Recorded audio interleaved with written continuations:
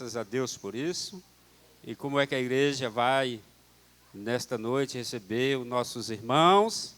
Sejam bem-vindos em nome de Jesus. Voltem sempre. Aqui vocês são especiais. Graças a Deus. Vamos ficar de pé, queridos.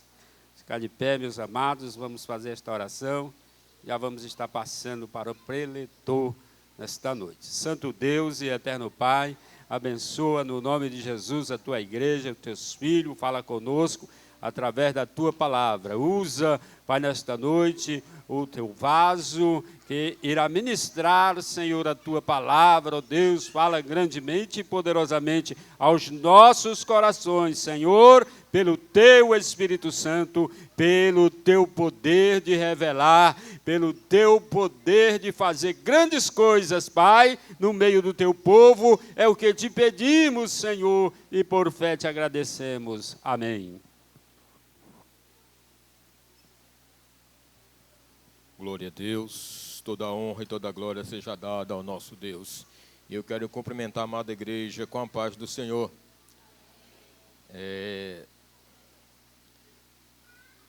Quando se fala de substituir, o negócio pesa, né? Glória a Deus. E o Sena foi muito sábio em me repassar o convite. Ele simplesmente falou que estava precisando de um pregador para domingo, que é hoje, culto da família. E não entendi muito bem por ter sido o Sena, né? Mas eu aceitei, porque uma coisa é você ficar correndo atrás de convites e outra coisa é você recusar. Então eu não corro atrás, mas também não recuso. Porque a palavra não é minha, a palavra é de Deus. A responsabilidade dobra e agora triplicou, porque é substituindo o nosso amado irmão Sena. Glória a Deus. O irmão falou que o chão ia tremer. Eu é que estou tremendo. Louvado seja o nome do Senhor. Mas é sério. Louvado seja Deus. Para que esse chão trema, meus queridos e amados irmãos, para que a gente traga a presença de Deus, né, de uma forma real, de uma forma bem verdadeira. Glória a Deus. Vai precisar que a gente comece, aleluia, a desejar ardentemente no nosso coração hoje, os céus abertos sobre esta congregação, sobre nossas vidas, e a gente pode sentir, aleluia, a mão poderosa de Deus sobre as nossas cabeças.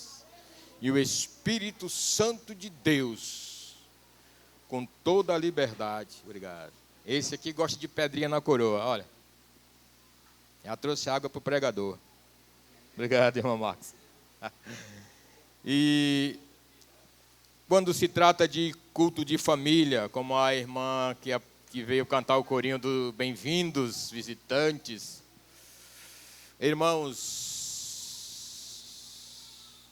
essa instituição de Deus, esta programação divina que é a família,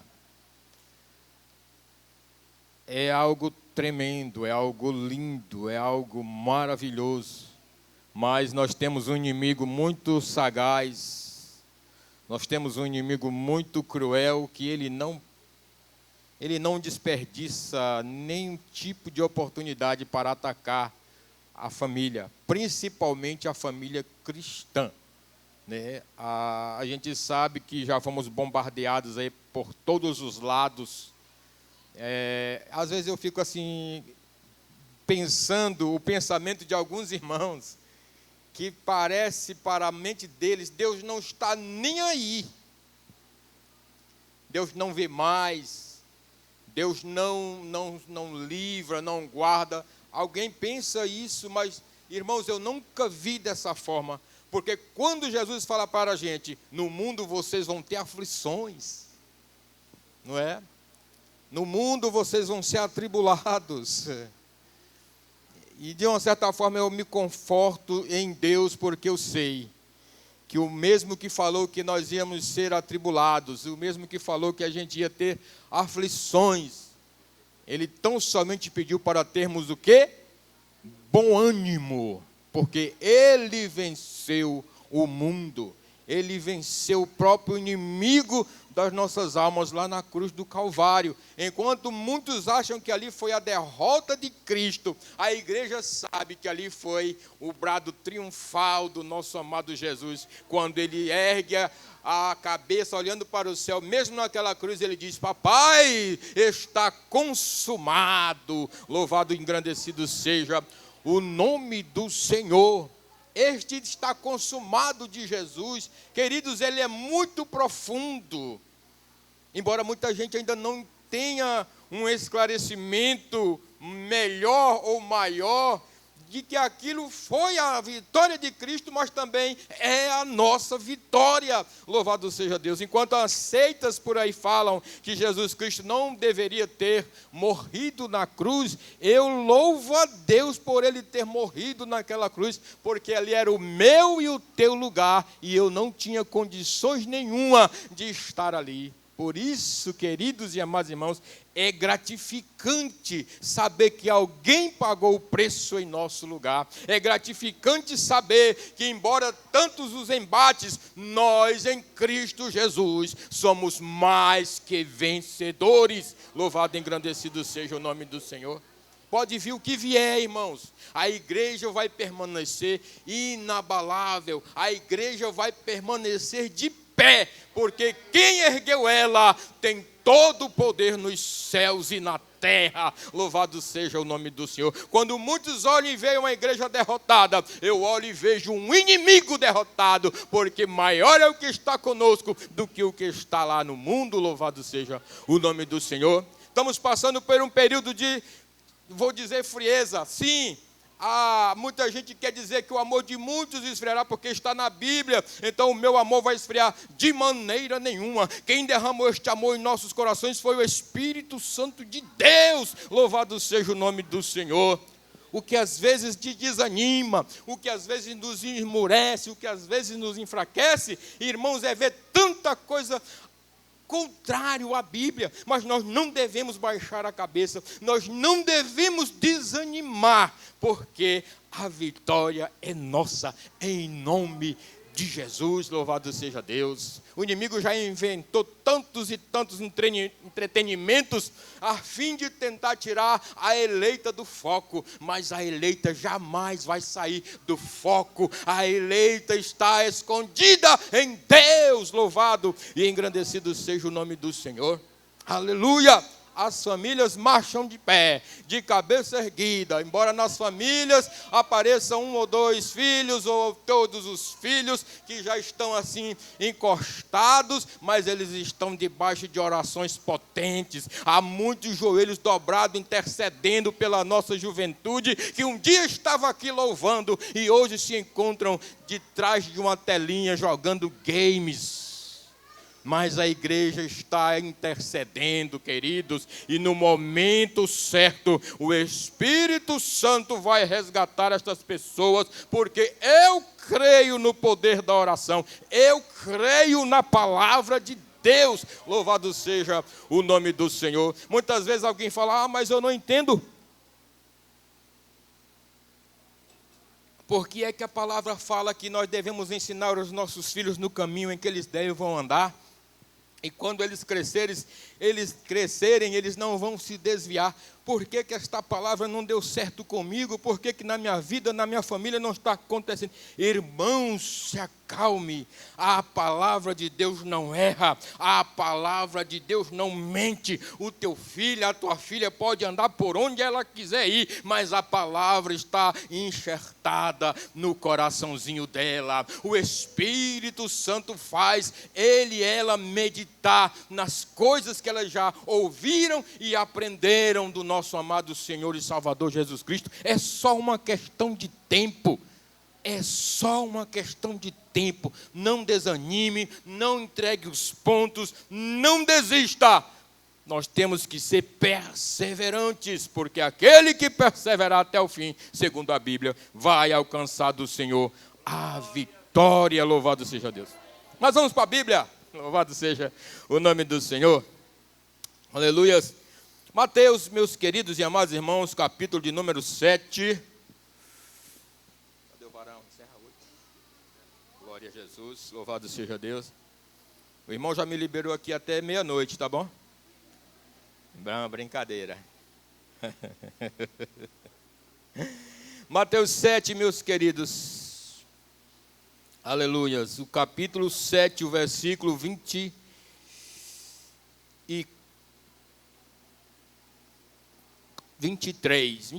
Vamos começar do 24. Vamos falar um pouco desta passagem bíblica que Jesus explica muito bem esta questão aqui, que tem tudo a ver conosco, que somos crentes, que somos membros de família, né? Mateus capítulo 7, versículo 24 diz assim: todo aquele, pois, que escuta estas minhas palavras e as pratica, assemelhá-lo-ei ao homem prudente que edificou a sua casa sobre a rocha. Desceu a chuva, correram rios, assopraram ventos e combateram aquela casa, e não caiu, porque estava edificada sobre a rocha. E aquele que ouve estas minhas palavras e as não cumpre, compará-lo-ei ao homem insensato, que edificou a sua casa sobre a areia. Desceu a chuva, correram rios, assopraram ventos e combateram aquela casa, e caiu, e foi grande a sua queda. Glorificado e exaltado seja o nome do Senhor. Somente esses versículos para a gente ter assim um vislumbre rápido, né? O tempo não espera ninguém. Já estarei passando de volta o microfone para o nosso querido evangelista Nilton, nosso pastor querido. Mas eu quero falar para vocês a respeito desses dois alicerces. Uma coisa muito interessante, queridos e amados irmãos, é que quando Jesus conta esta linda história, que ele fala dos edificadores, aqueles que estão edificando, vejam que o solo a missão é dada a ambos. Ambos estão fazendo a mesma coisa. As adversidades vêm para ambos. O que vai fazer a diferença é como e onde nós estamos alicerçando a nossa fé, ou seja, a nossa casa. O primeiro encontrou a rocha. Aleluia.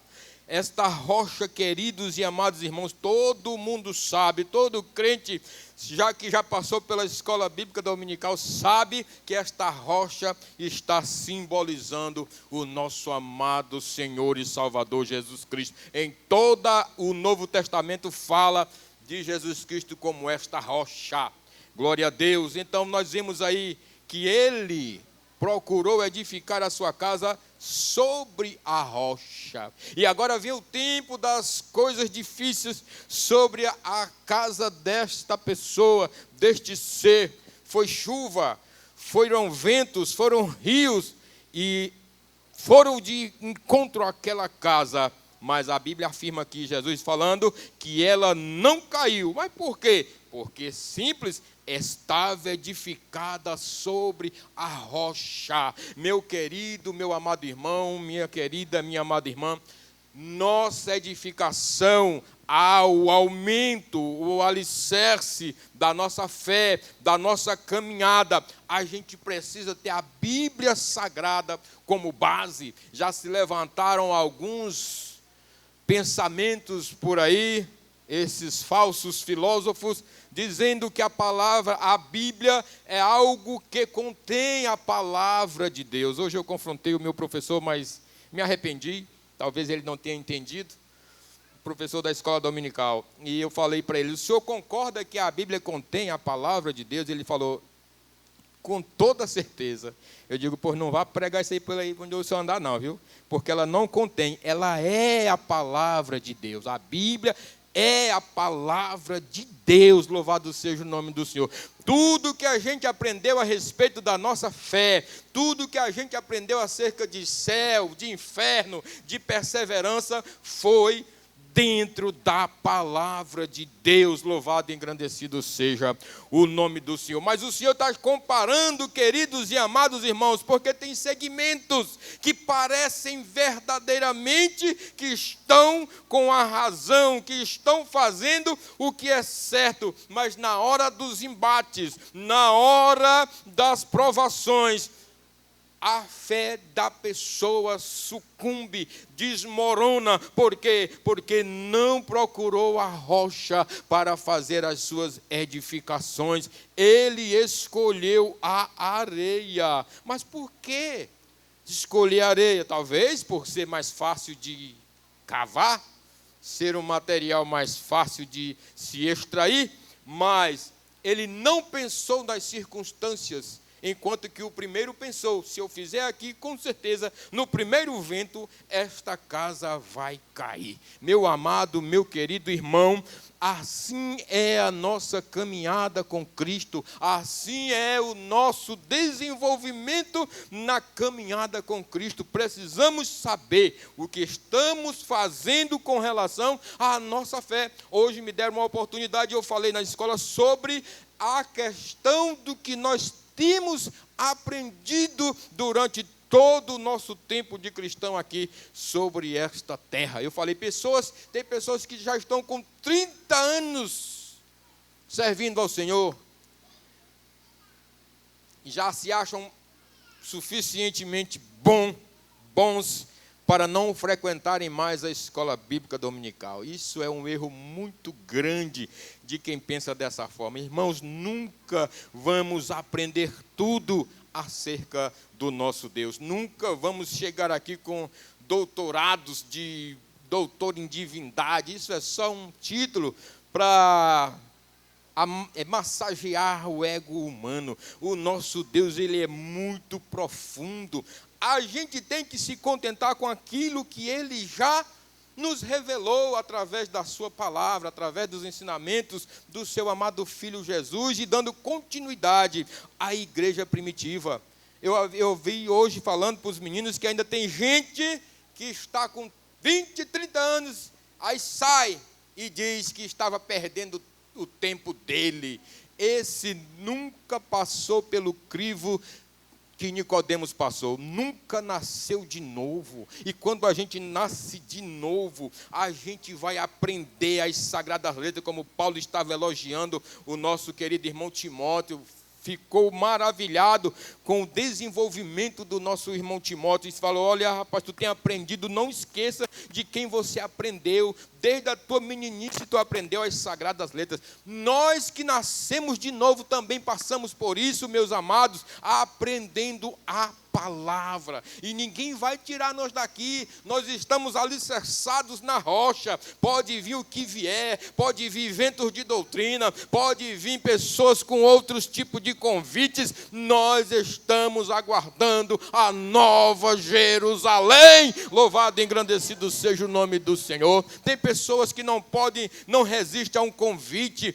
Temos que ter uma das principais ferramentas que o Espírito Santo nos concede, é o discernimento de espírito, para que a gente não venha cair nessas esparrelas das seitas, né? Eu falando para o irmão, rapaz, a Bíblia fala que vai se levantar no mundo muitas pessoas achando que são o Cristo. Eu não tenho nenhuma pretensão de seguir uma pessoa dessa, porque eu já sei quem é o meu Cristo. Louvado seja o nome do Senhor. Foi aquele que morreu no meu lugar, foi aquele que ressuscitou ao terceiro dia e disse que a casa do papai tem muitas moradas, e ele foi preparar lugar para vir outra vez nos buscar, a fim de que estejamos uma eternidade com ele, lado a lado com o Pai. Louvado seja Deus. Como é que eu, tendo esta base, vou acreditar que tem um Cristo por aí no bairro fazendo milagres, operando maravilhas?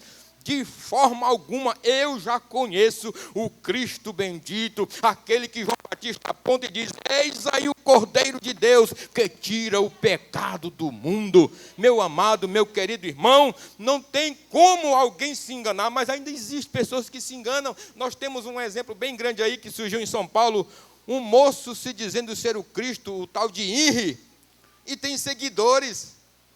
Uma vez ele foi confrontado a tomar um vinhozinho com um repórter, e o repórter